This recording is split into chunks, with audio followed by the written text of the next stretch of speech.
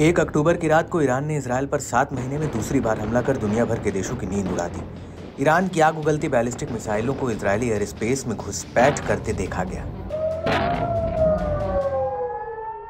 ईरानी हमले से पूरे इजरायल में अलर्ट सायरन की गूंज और मिसाइलों की आवाज सुनाई दी गई, जहां इजरायल ने दावा किया कि उसके एयर डिफेंस ने ईरानी मिसाइलों को हवा में ही नष्ट कर दिया।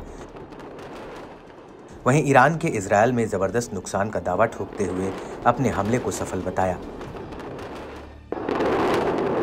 इस बीच वॉशिंगटन पोस्ट ने बताया कि ईरान की ओर से दागी गई मिसाइलों से कई इजरायली सैन्य और सुरक्षा सुविधाओं को गंभीर रूप से नुकसान पहुंचा है। रिपोर्ट के मुताबिक ईरानी हमले के जांचे गए फुटेज से पता चला है कि करीब 2 दर्जन मिसाइलों ने कम से कम 3 प्रतिष्ठानों पर असर डाला था। 20 मिसाइलों ने दक्षिणी नेगेव रेगिस्तान में नेवाते में एयरबेस पर हमला किया। 3 ने कब्जे वाले इलाके के मध्य भाग में तेल नोव बेस पर हमला किया। कम से कम 2 मिसाइलें तेल अवीव में मोसाद जासूसी एजेंसी के मुख्यालय के पास भी गिरी। रिपोर्ट में दावा किया गया कि ईरानी हमले के बाद वीडियो की पड़ताल से पता लगता है कि ये इंटरसेप्टेड मिसाइलों का मलबा नहीं है, बल्कि इजरायली ठिकानों पर सीधा हमला करने आई ईरानी मिसाइलों का असर है। ऐसे में अमेरिकी न्यूज एजेंसी के सनसनीखेज खुलासे से इजरायली दावों पर सवाल उठने शुरू हो गए हैं। जहां इजरायल अब तक ईरानी मिसाइलों के हमले को बेअसर बताता आया, वहीं अमेरिकी अखबार ने इजरायली सैन्य ठिकानों को हुए नुकसान का खुलासा कर सबको चौंका दिया। वहीं इजरायल को बैकफुट पर ढकेल दिया।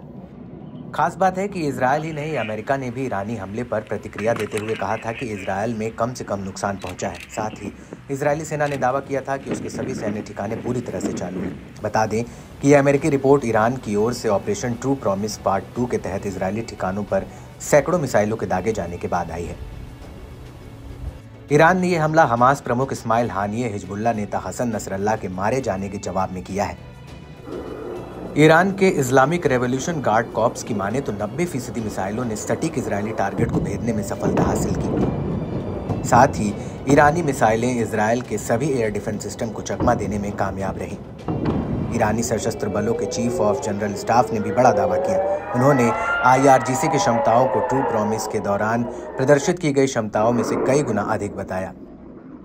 मेजर जनरल मोहम्मद बाकेरी ने कहा कि हमले में इजरायल का हेत्ज़ेरिम बेस भी शिकार बना, जिसका इस्तेमाल हिजबुल्लाह चीफ हसन नसरल्लाह की हत्या के लिए किया गया था। साथ ही रणनीतिक रडार, टैंकों और कार्मिक वाहकों को रखने वालों केंद्रों को भी निशाना बनाया गया। साथ ही गाजा में फिलिस्तीनियों के खिलाफ नरसंहार में भाग लेने वाले बलों को कंट्रोल करने वाले केंद्र को भी चपेट में लिया गया। ईरान फिर से जवाब देने के लिए पूरी तरह से तैयार है।